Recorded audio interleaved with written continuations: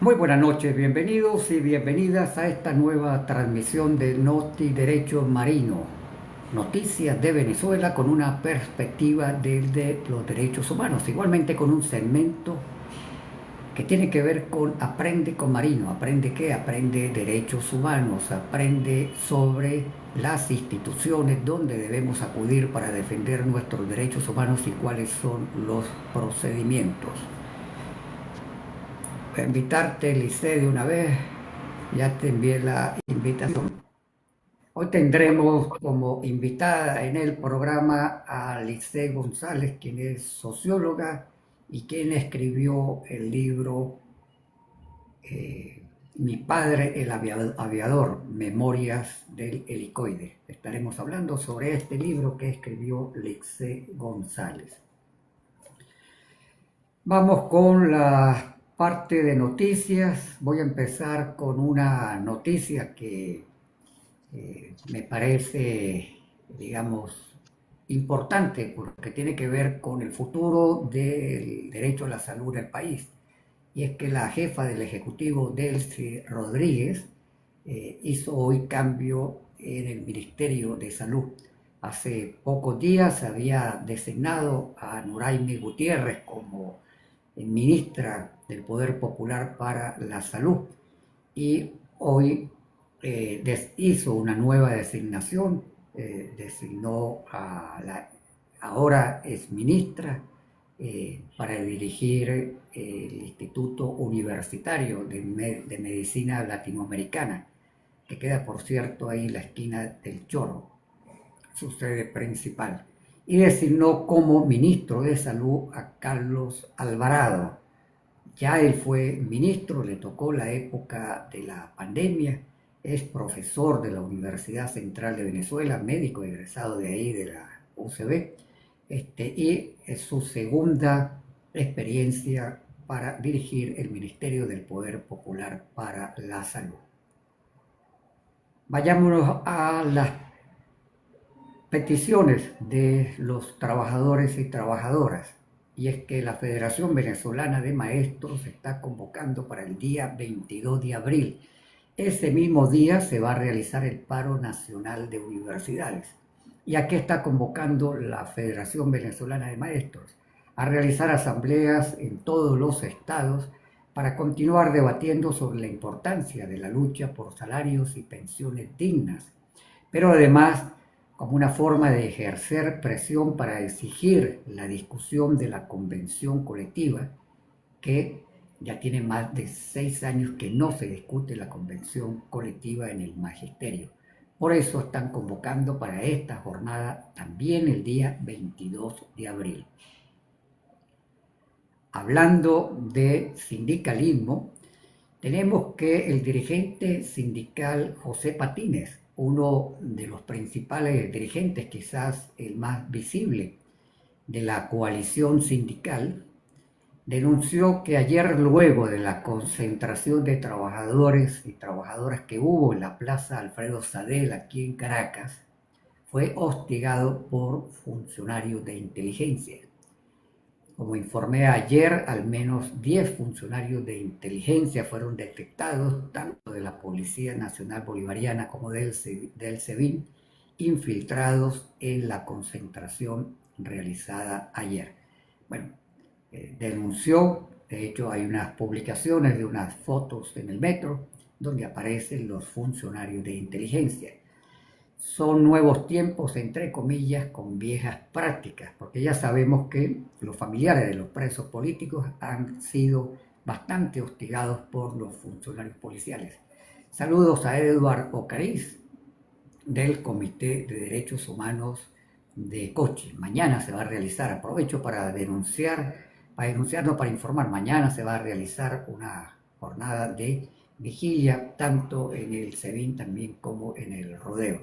Se está invitando a todas las personas para que puedan asistir. Si puedes, Edward, recordarme la hora, me escribes. Si no me equivoco, es la concentración a partir de las 5 de la tarde, tanto en el SEBIN Helicoide como en el rodeo. Otra noticia tiene que ver con un informe que publican varias organizaciones de derechos humanos, coordinadas por la Federación Internacional de Derechos Humanos, una federación que agrupa a organizaciones de derechos humanos en varios continentes.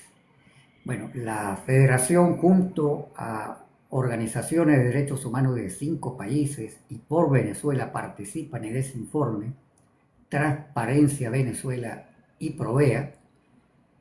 El informe se denomina La corrupción sí tiene víctimas, porque efectivamente la corrupción tiene víctimas.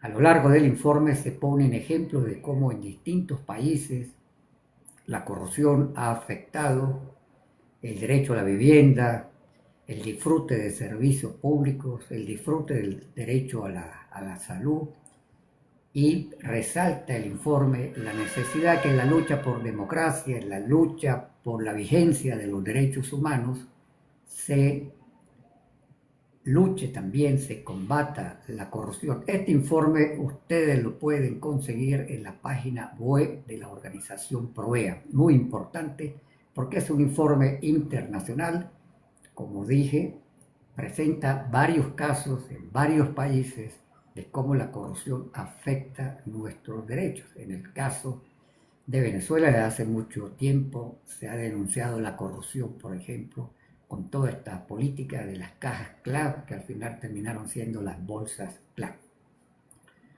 Por acá vamos a invitar la otra cuenta, ya está invitada para que también contribuya a transmitir. Vamos con una última información, con esto terminamos el noticiero y estaremos conversando en el segmento de los días viernes, todas las voces, para darle cabida a distintas voces que tienen que ver con visiones diferenciadas sobre lo que está ocurriendo en el país, pero también para dar a conocer las distintas actividades que realizan personas que desarrollan muchas actividades muy positivas para el país, a veces no se conocen.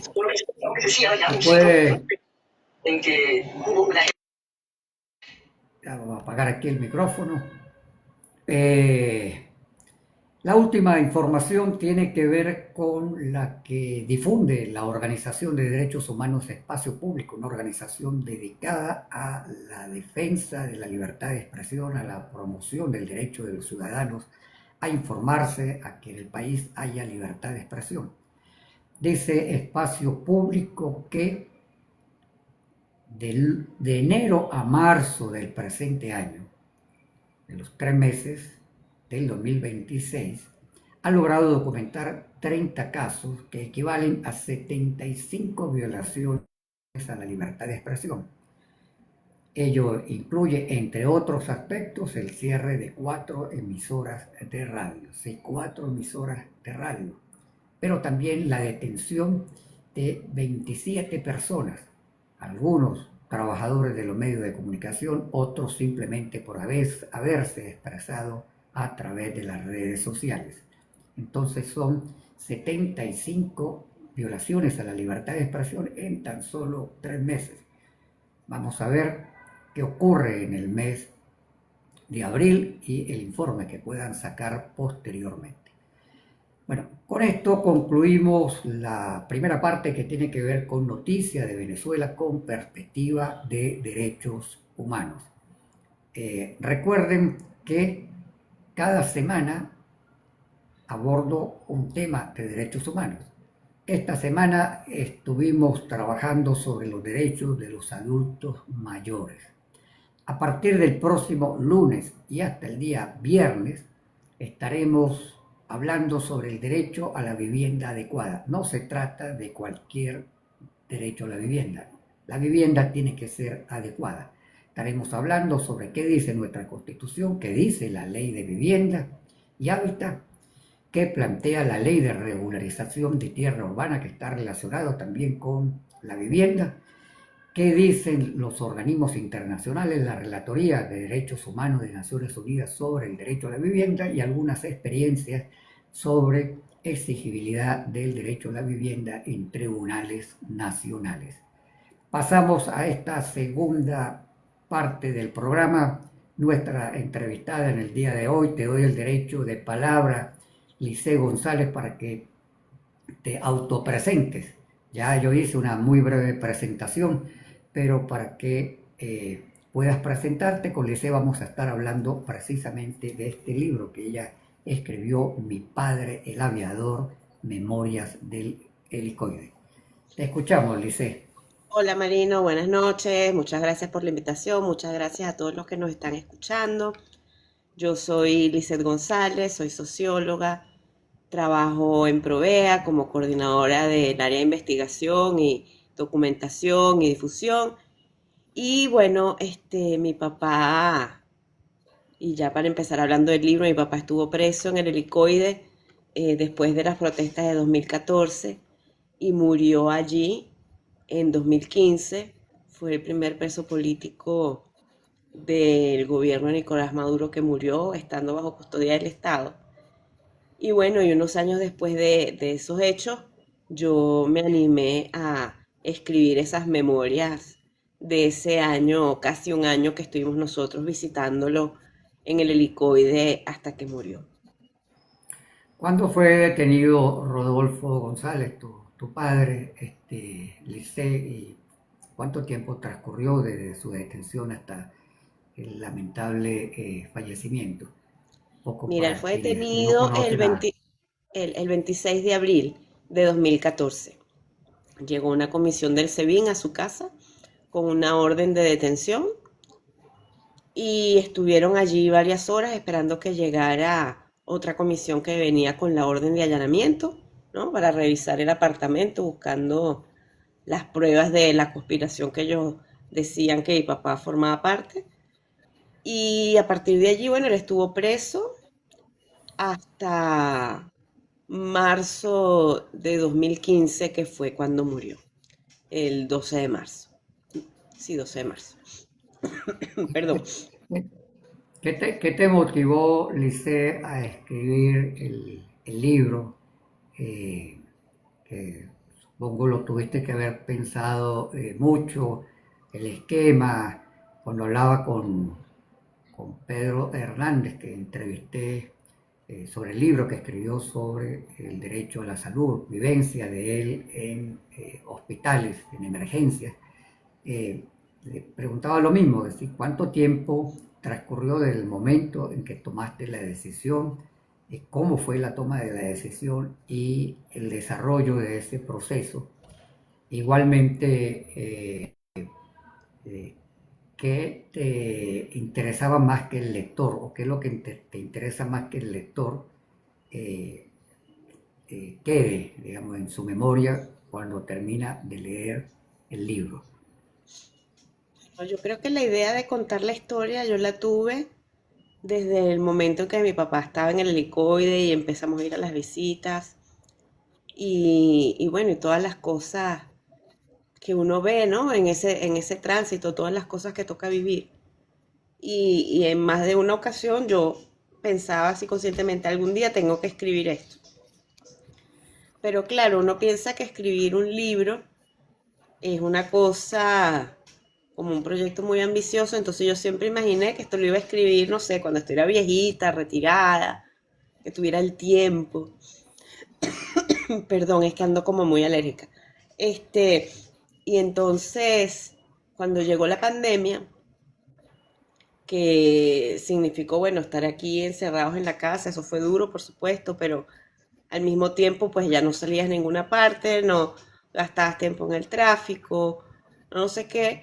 Entonces yo, como tenía esta idea de escribir este libro, me metí en un taller de literatura autobiográfica y digamos que con las herramientas del taller, las lecturas que hice, el ánimo de los compañeros que estaban conmigo en ese taller, bueno, empecé a ver que era como un proyecto factible.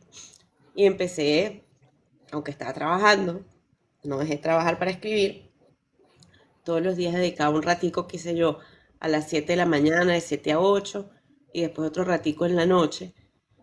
Y, y como para empezar a ordenar las ideas, yo lo que hice, porque claro, tienes como recuerdos así sueltos, pero no te acuerdas en qué fecha fue cada cosa o en qué orden ocurrieron las cosas.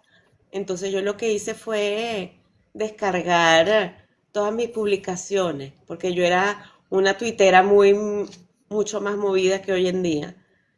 Entonces descargué todos mis tweets de esa época y también las publicaciones en Facebook, porque allí yo iba como relatando como los episodios concretos de lo que iba pasando, qué sé yo, tal día fuimos, no nos dejaron entrar a la visita, fuimos a tribunales, no hubo audiencia porque pasó tal cosa. Todo eso estaba registrado como publicaciones en mis redes. Entonces esa fue como la primera parte, ¿no? De ese esqueleto de contar la historia. Y luego había partes de esa historia en las que yo no estuve directamente. Por ejemplo, cuando allanaron el apartamento de mis padres, yo no fui porque yo me quedé con mis hijos y las hijas de mi hermana, cuidando a todos los niños mientras ella sí vino para acá. Y entonces, bueno, me puse a entrevistar a mi hermana, a mi mamá, a mis tíos, este, y a ver qué recordaban ellos de esas escenas en las que yo no estuve, ¿no? Para poderlas recrear también en el libro. Y bueno, y después fue decidir como el orden, como qué hacer. Por ejemplo, un capítulo difícil para mí fue el segundo que, que relata un poco cómo es la vida de un preso dentro del helicoide. Claro, en aquel tiempo, 2014, porque después cuando uno escucha los testimonios de víctimas que estuvieron presos en 2017 y después, las condiciones de reclusión en el helicoide han empeorado dramáticamente en comparación con lo que mi papá vivió o lo que vivimos nosotros cuando lo visitábamos. Entonces yo decía, ¿cómo cuento eso? Porque también como parte de la narración del libro, yo quería también presentar quién era mi papá, no solamente una persona que llegó y le pasó esto por 10 meses y se murió. Entonces, bueno, eso fue como quizá el capítulo más difícil de decidir, cómo contar su historia, que tampoco fuera una cosa aburrida. Bueno, él nació el 19 de noviembre de 1950, vivía en Los Rosales, ¿sabes? Porque eso me parecía que podía ser muy aburrido para el lector, que es lo que está interesado en lo que le pasó, ¿no? Entonces, bueno, me inventé esa cosa como medio mezclando su historia personal con las vivencias que tuvo en el helicoide. Y bueno, y después el resto del libro sí es como muy lineal, ¿no? Desde su detención hasta su muerte. Dame un previo, Lice, para quienes se han venido conectando. Estamos hablando con Lice González, quien es socióloga, es defensora de derechos humanos y escribió este libro, Mi padre el aviador, Memorias del helicoide, relacionado al lamentable fallecimiento de su padre Rodolfo González. Ahora, de esas anécdotas que tú narras en el libro, Lice, que tienen que ver con la vivencia de visita en la cárcel, eh, ¿cuál es la que para ti tiene como mayor impacto, ¿no? En la medida que ibas escribiendo, supongo que, bueno, muchas vivencias, pero hubo algunas que tuvieron como más impacto en la familia, porque tú no solamente hablas de tu padre, hablas también de la vivencia de la familia y todo el drama prácticamente que tiene que vivir un familiar de preso político. Pero, ¿qué fue lo que más te impactó, vamos a llamarlo así, de ese proceso de visitar a tu padre en el helicoide? Sabes que teníamos unas normas que no sé si eso todavía es así, porque bueno, a veces ahora ni siquiera los familiares pueden visitar, pero en aquel tiempo, ponte tú, la visita del domingo era de 11 de la mañana a 5 de la tarde. Y podíamos estar máximo, como que eran 4 personas visitándolo. Pero claro, estar 4 personas, o sea, estar las 6 horas de visita ahí también es agotador para uno.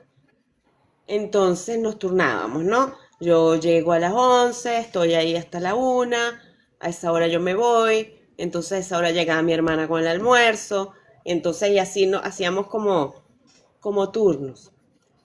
Y, y claro, nosotros siempre sabíamos quién había ido a qué hora, porque lo habíamos organizado previamente.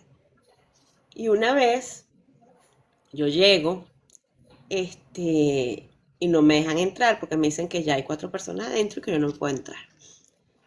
Y, y yo sabía que no había 4 personas adentro, yo sabía que estaba solamente mi mamá. Y entonces ese día, bueno, no sé, hay días que uno está como más sensible. Y ese día entonces yo me he puesto llorar y llorar y llorar. Y mi papá va a pensar que yo no lo quise ir a visitar, va a pensar que no me importa. Y entonces me he puesto a llorar como un bebé ahí enfrente del portón que da la entrada al Sebin. Entonces en ese momento venía llegando la mamá de los hermanos Guevara, que ellos también tenían visita el mismo día. Siempre la veíamos. Pero bueno, ella era una señora muy mayor, ella no se acordaba de quién era yo. Yo le digo, mira, para que le digo Toniel, que aquí está la hija de Rodolfo, que no me dejaron entrar, o sea, porque mi angustia era que mi papá supiera que yo se había ido. Entonces cuando ella entró, dio la noticia, mira, que allá afuera está llorando una, que es la hija de Rodolfo.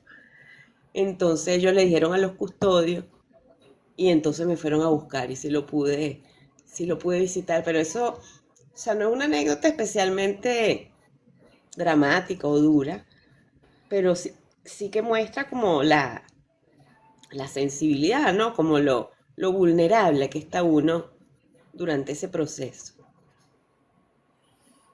Ahora, Lice, ya habiendo escrito el libro, pasado algunos años, eh, ¿qué reflexión haces tú del libro eh, con esta necesidad del país de construir memoria, ¿no? Siempre hablamos de los derechos humanos, de verdad, memoria y justicia.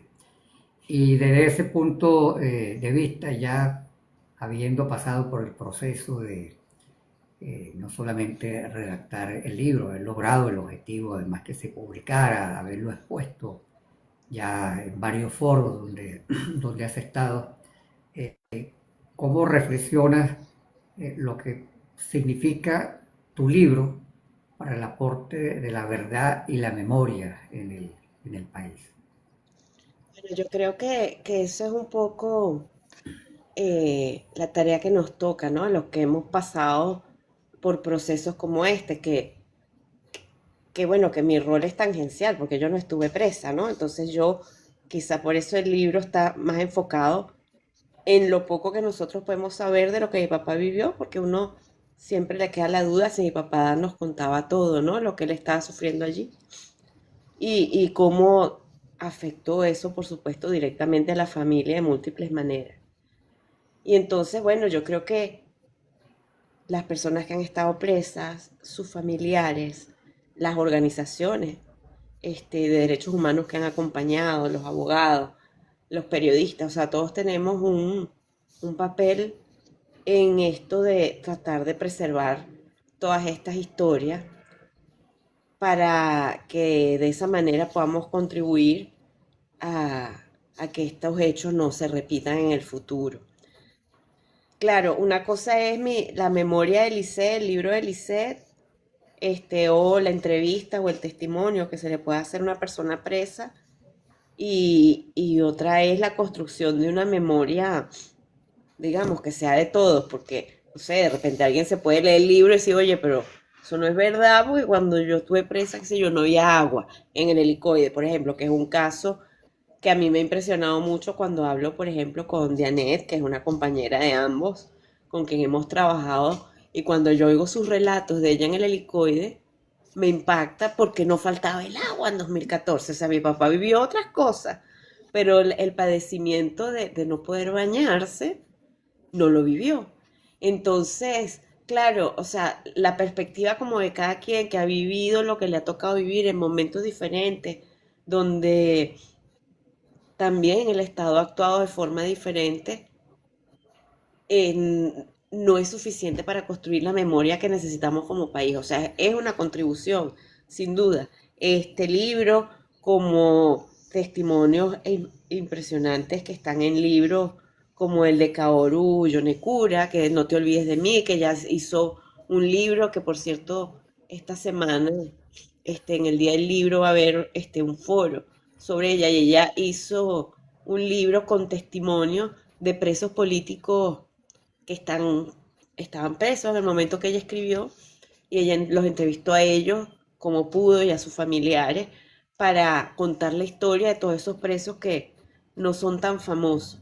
También hay iniciativas impresionantes en el portal La Vida de Nos, hay documentales, hay videos, o sea, hay como muchas iniciativas, pero hace falta ahora, o cuando estemos en un contexto nuevo en lo político, que todo eso lo integremos en un relato común, que es así, es una parte que a mí me preocupa, que no sea la historia de unos y la historia de los otros, sino que sea nuestra historia. Entonces creo que ese es el desafío que vamos a tener cuando haya un cambio político en el país.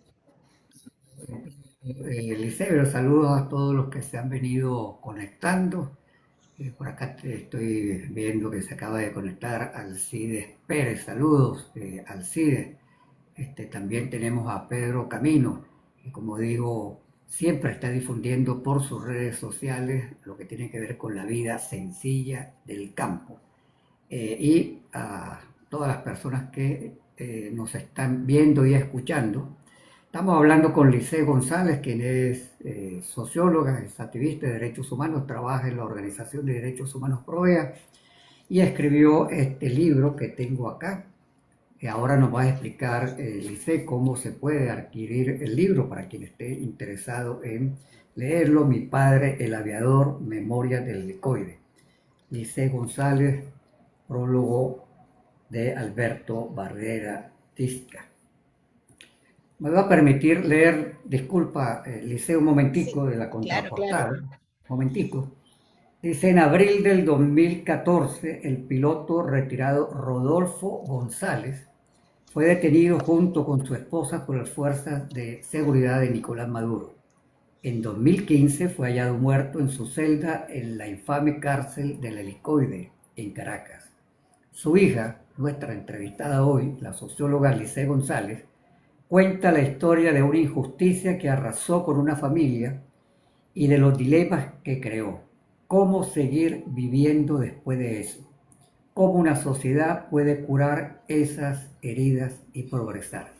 Esas mismas preguntas te hago yo, Elise. ¿Cómo seguir viviendo después de esa triste y lamentable experiencia con tu padre que falleció en el helicoide? Tremenda pregunta. Yo creo que frente a una tragedia así, hay como una tentación muy grande de quedarse como centrado en ese dolor. En ese dolor, de hecho, hay personas que no necesariamente con un caso como el de mi papá, sino con otros duelos, pues la gente se queda pegado en su dolor y no lo supera nunca. En el caso nuestro, por supuesto, fue una noticia tremenda, muy desconcertante, la muerte de mi papá. Y ese año que pasamos con todas esas vicisitudes, con el juicio, visitándolo en el helicoide. Y frente a esa historia y ese dolor y ese recuerdo que no es grato, en la familia hubo como varias posiciones. Por ejemplo, mi hermana, ella como que puso eso en una gaveta, la cerró con llave y ella no se volvió a ocupar de eso. También hay un tema que a las dos nos impulsó como a seguir adelante y no quedarnos pegadas en el dolor, que son los hijos. O sea, tú no te puedes echar a morir cuando tienes dos muchachitos que necesitan que los lleves al colegio, que los acompañes en sus tareas, que estés con ellos, que los enseñes. Y yo creo que en ese sentido la maternidad y la responsabilidad que ambas teníamos con la maternidad es algo que nos impulsó a seguir adelante. Pero a diferencia de mi hermana, yo aunque seguí adelante y no me quedé enganchada en ese duelo, yo sí estaba como permanentemente recordando. Creo que también es por una diferencia de temperamento. Yo soy una persona como muy introvertida, como muy reflexiva, Entonces todas estas cosas que terminaron estando en el libro eran cosas sobre las que yo permanentemente estaba pensando. Entonces eso como en lo personal, o sea, tiene que haber para esas víctimas que hayan pasado por algo semejante o algo peor. O sea, que fuiste tú quien estuvo preso, ¿no? Y tienes que seguir adelante a pesar de lo que viviste. Está ese tema como personal de cómo sobreponerse y cómo seguir adelante. Creo que el activismo es también un elemento que ayuda, ¿no? De sentir que puedes ayudar a otros y que vale la pena echar para adelante porque puedes ayudar a otros. Creo que eso lo he visto yo en muchas víctimas que he conocido estos años trabajando en Provea, que conectarse con esa capacidad de usar tu experiencia para ayudar a los demás es también una forma de seguir adelante. Ahora, a nivel del país, a nivel de la convivencia y del futuro político, el reto es complejo porque eh, si nos quedamos como otra vez pegados en el duelo, ya no me hablo en lo individual, sino en lo colectivo, quedarnos en el agravio, nos puede llevar este, por un camino de rabia y de búsqueda de venganza, que puede tener efectos, digamos, a futuro en la convivencia política dentro del país. Entonces, ¿cómo hacer para que las víctimas sientan que hubo justicia, que hubo reconocimiento de lo que sufrieron, que hubo sanciones en los casos en donde esas sanciones son necesarias, pero que al mismo tiempo eso no se convierta en el futuro en una cacería de brujas y en una fuente de otras violaciones de derechos humanos que pudieran ocurrir, cosa que hemos visto, ¿no? Pero bueno, lo hemos visto aquí, lo hemos visto en otros países, como esos grupos sociales, esos partidos políticos, esos sectores que en algún momento fueron reprimidos, cómo pueden llegar a ser los represores después, ¿no? Cuando están en el poder. Entonces, bueno, ahí creo que hace falta, primero, que haya verdad y que haya memoria y que haya justicia. Pero además de eso, creo que cómo hacemos para ver como sociedad el dolor, no solo el nuestro, de quienes hemos vivido represión en estos años de este gobierno, sino también en otros momentos históricos del país o en otros contextos. Entonces, no centrarnos en esa construcción de memoria y de justicia solo en un tipo de víctima o solo en un sector político. Para que esa memoria pueda ser de todos, pues hay que reconocer todo el sufrimiento y no solo el de un grupo. Por eso a mí me parece muy importante, por ejemplo, reconocer también en un proceso de memoria las violaciones de derechos humanos que han ocurrido en el contexto de los operativos de seguridad. Eso no está motivado políticamente, pero también ocurrió en este periodo y también son violaciones de derechos humanos. Y creo que esa definición amplia tanto del periodo para el cual hagamos, digamos, esa evaluación, esa memoria, y también de los distintos delitos y los distintos tipos de víctimas, puede ser algo que ayude a que este proceso de memoria, de justicia, no tienda entonces a convertirse en un proceso de revancha o de venganza. La, la, la jefa del Ejecutivo, Elce Rodríguez, bueno, y su equipo de trabajo han llamado a la convivencia y la paz. ¿Cómo logramos convivencia y paz con toda esta situación de años de mucha represión, con muchas víctimas, con una situación en la cual, digamos, tenemos, como tú decías, no solamente víctimas como consecuencia de la represión política, sino también víctimas como consecuencia de la represión, de los operativos de seguridad? Estamos hablando de más de 15.000 personas presuntamente asesinadas en ejecuciones extrajudiciales. sea, estamos hablando de miles de personas que han sido víctimas de la represión y se hace este llamado a la convivencia. ¿Cómo manejamos convivencia, exigencia de justicia? Porque la exigencia de justicia implica exigir juicios también, o por lo menos que haya sanciones para las personas responsables de esas ejecuciones extrajudiciales, de esas detenciones arbitrarias, de las desapariciones forzadas. ¿Cómo manejamos en el discurso social y desde una perspectiva de derechos humanos convivencia, paz y justicia? Sí, yo creo que en el momento en que se haya creado este programa de convivencia y paz, todavía no estamos avanzando en eso de verdad. Porque aun cuando el presidente de la Asamblea Nacional pidió perdón, lo dijo en una transmisión pública, todos lo vimos, no sabemos por qué pidió perdón, porque él no reconoció ahí ningún abuso. ¿Me explico? O sea, no dijo, es verdad, ha habido tantos casos de tortura, eso lo vamos a investigar, hubo tantas personas fallecidas bajo custodia del Estado, tantas personas fallecidas, porque además, sobre todo los últimos 2 años, la cantidad de presos políticos muertos es aterradora y es producto de unas condiciones de reclusión absolutamente espantosas, ¿no? No tener comida, no tener tratamientos médicos, etcétera. Entonces, no hay un verdadero reconocimiento de lo que ha ocurrido en términos de derechos humanos eh, en estos últimos años.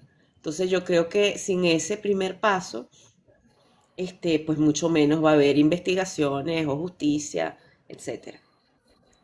Entonces, bueno, creo que está bien que se hable de que es necesaria la convivencia, está bien que haya habido una ley de amnistía y que gracias a eso muchas personas han salido de la cárcel y otras miles más ya no tienen medidas cautelares, pero no son suficientes.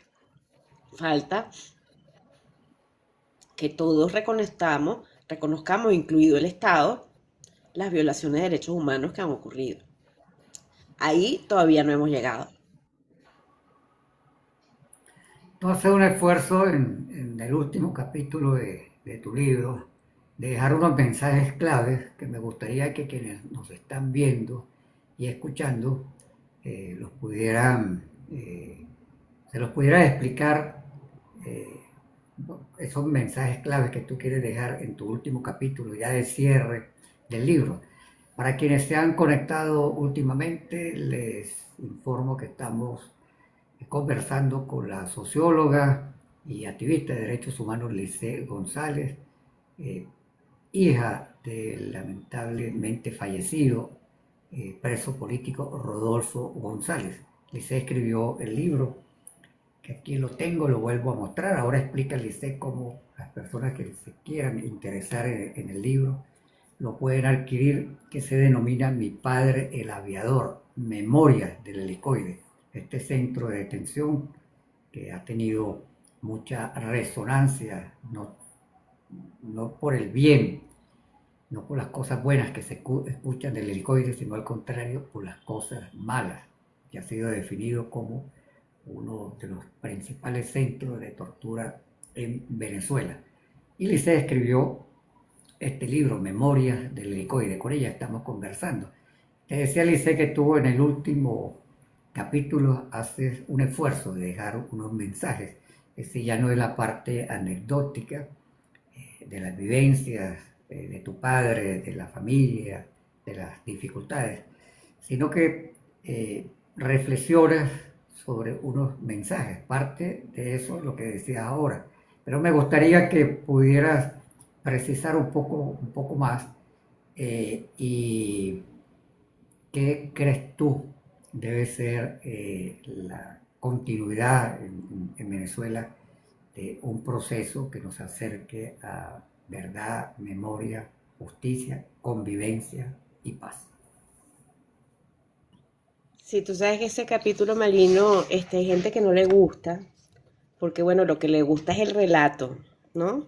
El cuento de qué pasó, cómo pasó.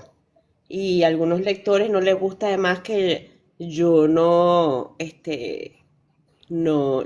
me puse especialmente melodramática, ¿no? En esta narración, sino que más bien trata de ser muy parca, moderada. Pero yo, esta parte que está al final, de reflexión, para mí era importante. No quería solo contar la historia, sino que quería también escribir esta parte. Y como anécdota te cuento que los primeros capítulos del libro, de la historia, eso salió rápido, eso lo escribí un mes, un capítulo.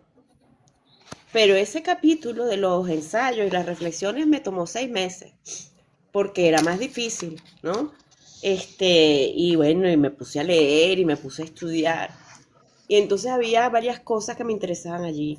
Uno, la instrumentalización de las víctimas o las víctimas vistas como alguien que no puede como tener su propia posición, sino que por ser víctima ¿Qué se tienes entiende que, por instrumentalización de las víctimas?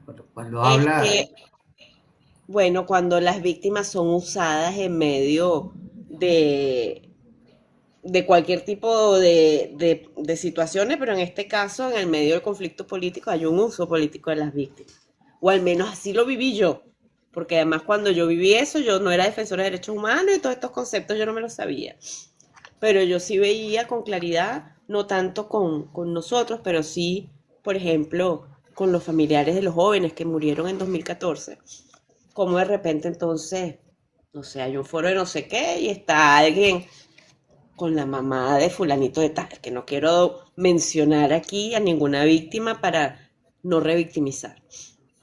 Entonces era como en ese evento, en ese foro, en ese no sé qué, en realidad no se estaba hablando especialmente o haciendo propuestas o apoyando a esas familias que estaban pasando por esas situaciones, pero estaban allí, ¿no? Entonces eso a mí me da mucha rabia. Probablemente esas otras mamás, hijas, etcétera, no se dan cuenta porque también señoras más humildes, ¿sabes? Pobres, con menos estudios, pero yo sí veía como con claridad que el evento, o el encuentro, o la rueda de prensa, o lo que sea, en realidad es para hablar de otra cosa y las víctimas están allí como para darle más legitimidad pues a ese momento político, que fíjate que no estoy diciendo ningún nombre de nadie porque no quiero que nos metamos en problemas por esta discusión, pero yo sí sentía como que había un uso de ese dolor para tratar de promover algunas propuestas políticas. Y eso es algo que me molesta y ese es uno de los temas que discuto acá. Y para eso yo trabajé con un libro que me pareció muy bueno, muy importante, que se llama Crítica de la Víctima. Y allí en ese libro es un filósofo, una filósofa italiana, habla de cómo en la actualidad la víctima es como el personaje principal, el protagonista de lo político. Porque si alguien es víctima, entonces es como incuestionable. Y en muchos conflictos políticos en el mundo, no, o sea, por supuesto no se habla de Venezuela en ese libro, perdón, reconocer o tratar de decir y mostrar que tú eres una víctima es un activo político.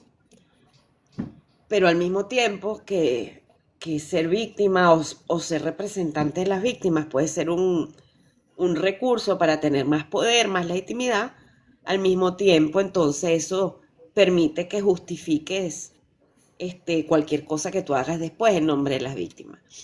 Y eso, el ejemplo que usa más en ese libro es el caso del pueblo de Israel, que es la víctima, ¿no? Porque bueno, 6 millones de personas exterminadas durante la Segunda Guerra Mundial. Y bueno, hoy, muchos años después, pues no se están portando como unas buenas víctimas, digamos, el gobierno de Israel y se está, digamos, haciendo algo que podría ser incluso equivalente o peor con los palestinos en la Franja de Gaza. Eso mismo,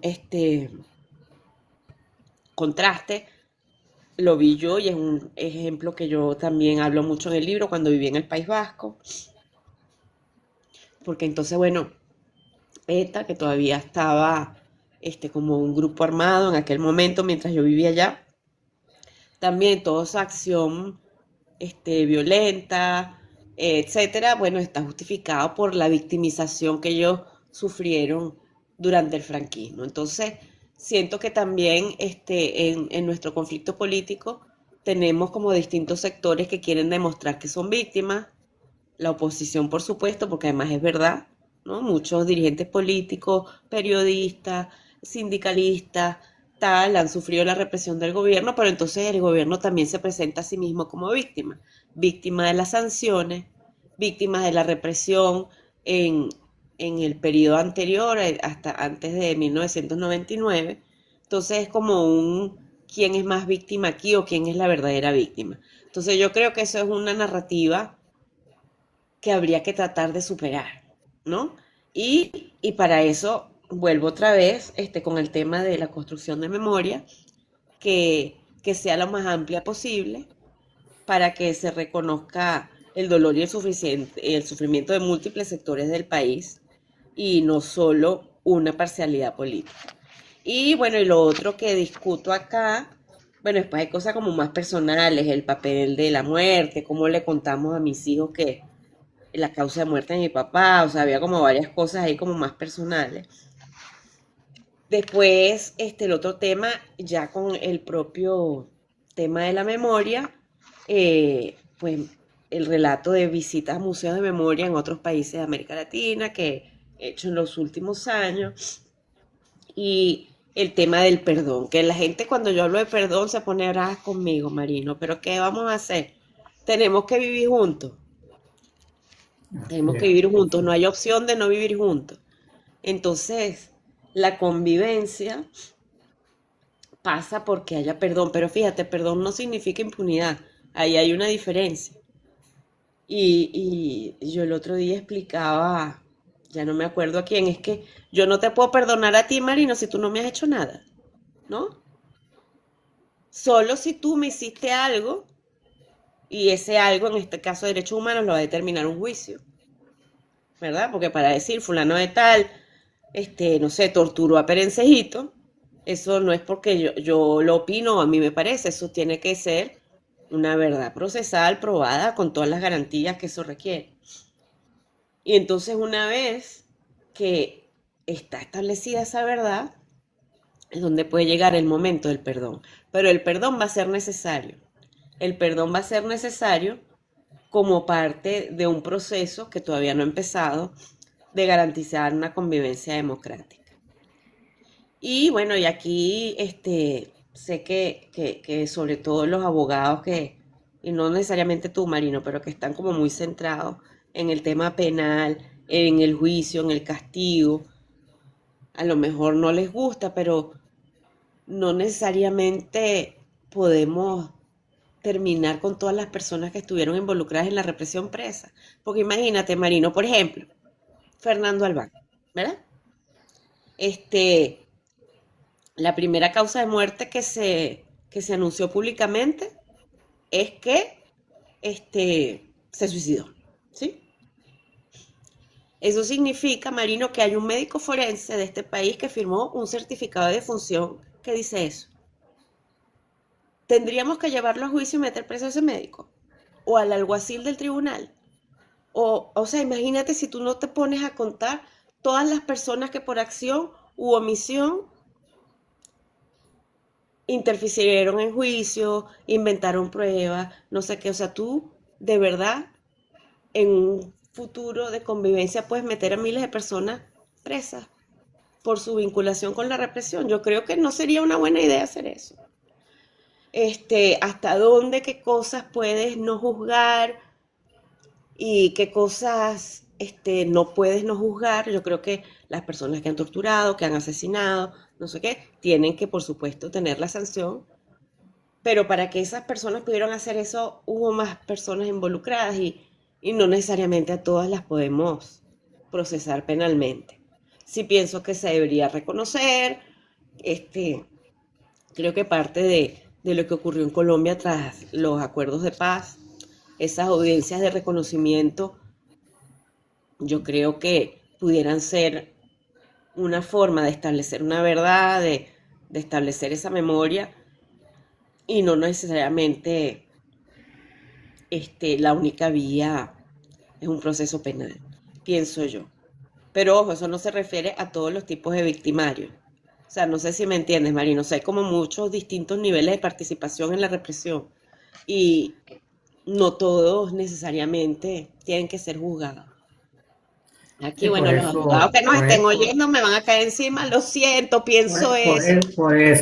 por eso, en el caso de la Fiscalía de la Corte Penal Internacional, siempre habla de los más altos responsables, ¿no? De los crímenes de lesa Exacto. humanidad, porque efectivamente no es que hay miles que han participado en la represión, sino que el enfoque de la justicia, por ejemplo, en el caso de la Corte Penal Internacional, va más no a los autores materiales que reciben órdenes, que a veces incluso actúan coaccionados también, eso no los es culpa, pero en la práctica en muchos casos ocurre así, y apunta a los más altos responsables, a los que Sí, planifican, totalmente. a los que dirigen. Y por el otro lado, tenemos también que, digamos, en un caso, por ejemplo, pensando en ejecuciones extrajudiciales, o sea, participan los autores materiales, los cómplices, como tú dices, el, el médico que cambia la versión en la Mm. morgue, el patólogo que no dice exactamente con su investigación médica y científica la verdad, sino que dice la media verdad o dice al final una mentira y termina convirtiéndose en cómplice, pero no es quien dispara, no es quien ordena tampoco el Ujú. disparo. Entonces, bueno, hay toda una situación que abarca, digamos, a miles de personas. Por eso también se habla de distintas formas de justicia. En estos días se generó una polémica porque alguien dijo que en Venezuela podía haber una justicia restaurativa. Y la justicia restaurativa, en buena parte, significa pensar menos en los procesos judiciales y pensar más en la verdad. Yo he visto, por Y en ejemplo, las víctimas, Marino, y en la sí, víctima, y y en la en las víctima, claro, reparaciones. la reparación de la víctima. Que he visto algunos videos, por ejemplo, el proceso que se está haciendo en Colombia con la jurisdicción de paz.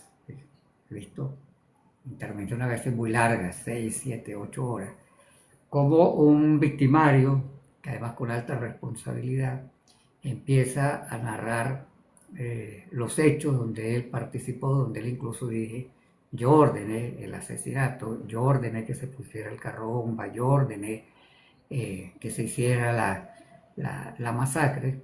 Y cuando uno escucha a las víctimas, los familiares de estas personas que fallecieron, algunas dicen, a mí lo que más me importaba era, por un lado, conocer la verdad, cómo ocurrieron los hechos, porque siempre en la familia hubo la duda de cómo ocurrieron los hechos, pero también que nos pidan perdón.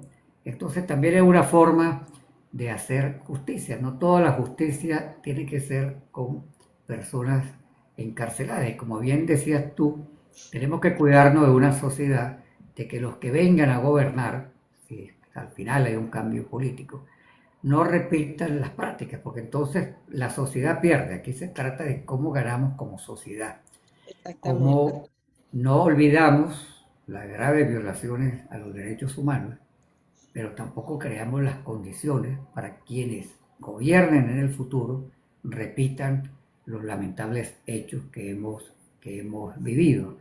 Entonces, muy importante. Nos quedan 10 minutos, Lice, para el programa. 5 te voy a dar a ti para yo poder cerrar. Pero me gustaría que siguieras.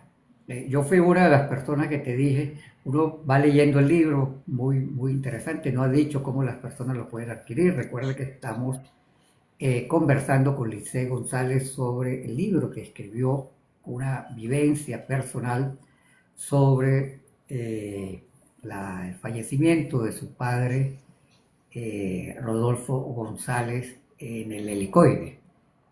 Más tarde, antes de que terminemos el programa, para que informes cómo la gente puede adquirir el libro. Pero me gustaría que terminaras con esta reflexión. Yo fui uno de los que te dije, uno viene escuchando toda la narración, toda la historia, y de repente se encuentra con un último capítulo muy filosófico, muy académico.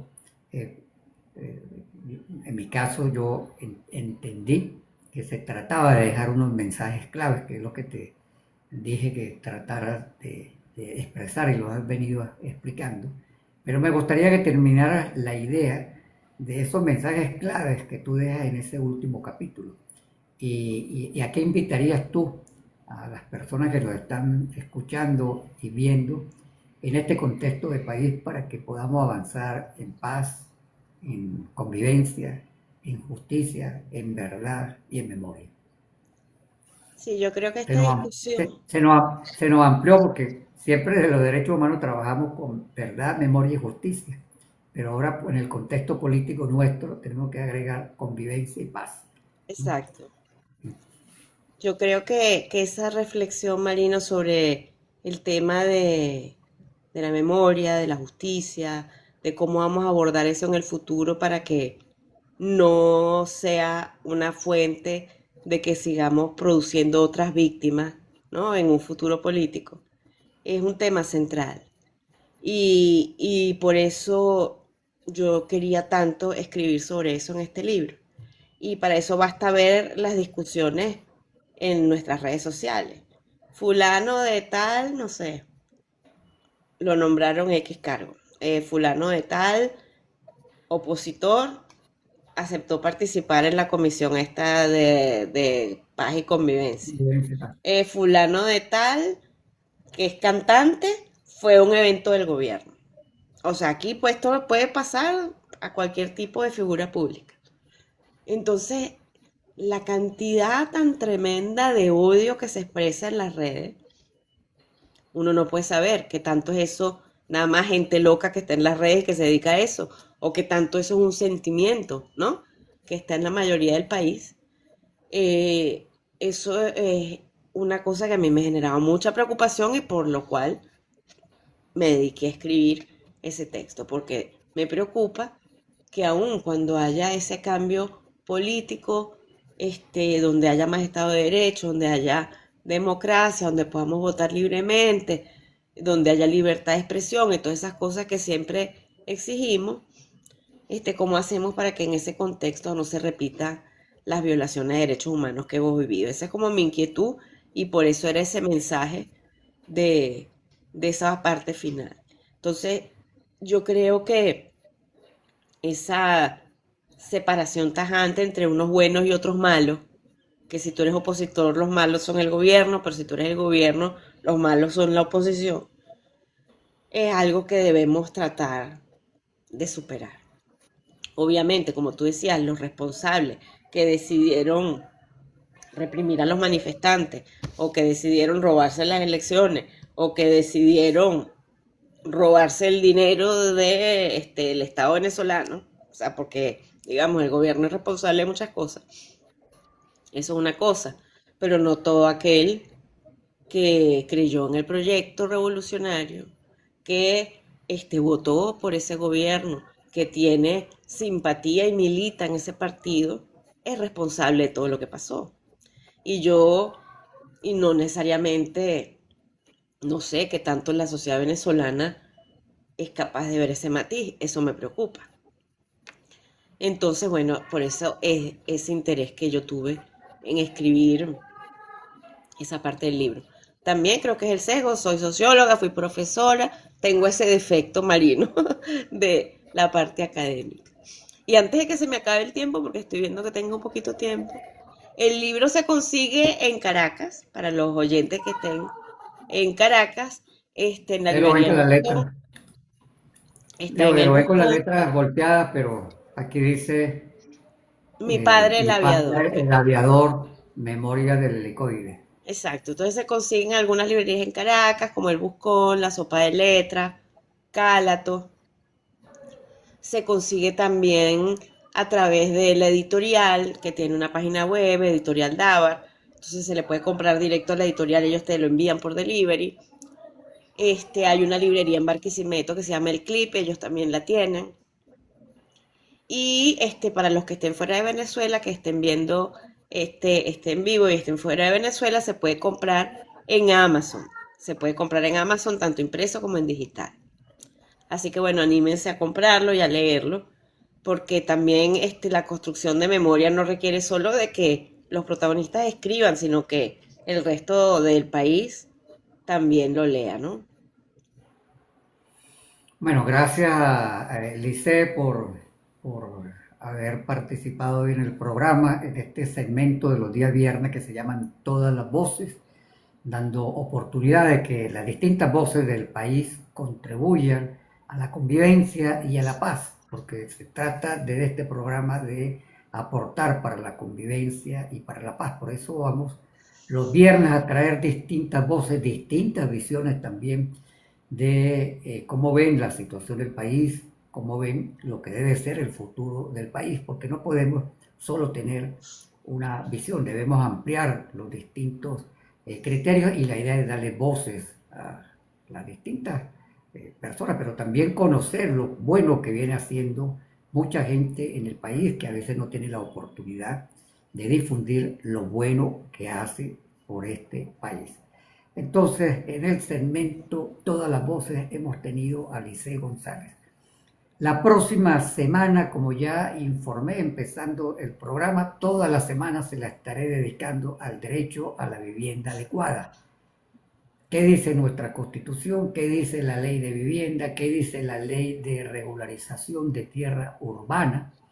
¿Qué plantea Naciones Unidas sobre el derecho a la vivienda? ¿Cuál es la relación entre vivienda y los servicios públicos? De eso estaremos hablando bastante. Experiencias también de exigibilidad de derechos, como las comunidades se han organizado y han acudido incluso a tribunales para obtener victorias, tanto en lucha contra la vivienda como para evitar desalojos. De eso estaré hablando toda la semana que viene. Pueden seguirme por las redes sociales. Al final te dejo el derecho de palabra antes que yo hable de mis redes sociales, Lice, para que tú hables de tus redes sociales. ¿Cómo te pueden seguir eh, a través de las redes sociales? Bueno, yo estoy en todas las redes como Lisette CGA. Aquí en TikTok no soy tan prolífica como Marino, pero bueno, también estoy en Twitter y en Instagram con ese mismo usuario. Y bueno, muchas gracias por la invitación, Marino, y espero que la conversación haya sido de interés para todos tus oyentes y ¿cómo se llama? Y todos los que te siguen, pues aquí en TikTok. Seguro que con mucho interés. Mis redes sociales en X o Twitter, @Marino Alvarado. Pueden seguir también otra cuenta aquí en TikTok, m.alvarado. En Instagram, en TikTok, m.alvarado. Y en Instagram, marino.alvarado. Nos vemos el próximo lunes a las 8 en punto.